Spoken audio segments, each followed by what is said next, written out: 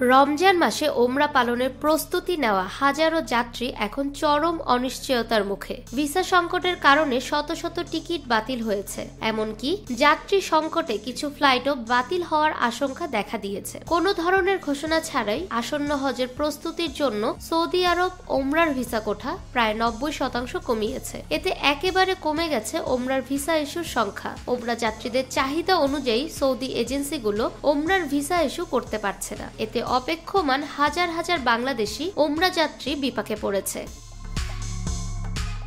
হজ agency সূত্রে জানা গেছে, গত 2 দিনে প্রায় 2000 যাত্রীর আসন বাতিল করা হয়েছে। এতে দেশি বিদেশি এয়ারলাইন্সগুলোর 70% সিট ফাঁকা থাকছে। Kazi Air International, Al Madina Travels, Hashem Air International ও সাদিয়া এয়ারের শত শত টিকিট ইতিমধ্যে বাতিল করা হয়েছে।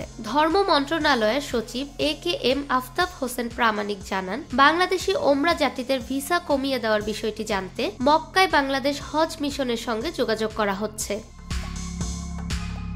জানা যায়, সৌদি আরবের সিদ্ধান্তে বিপাকে হাজারো ওমরা যাত্রী।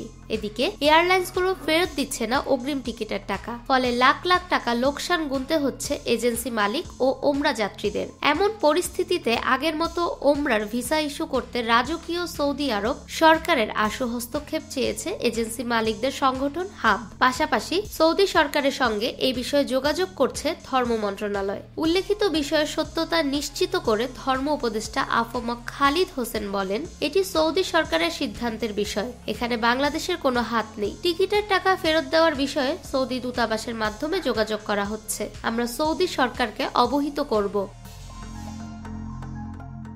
ফাহমিদা বিনতে আনোয়ার, নিরপেক্ষ নিউজ ডেস্ক, ঢাকা।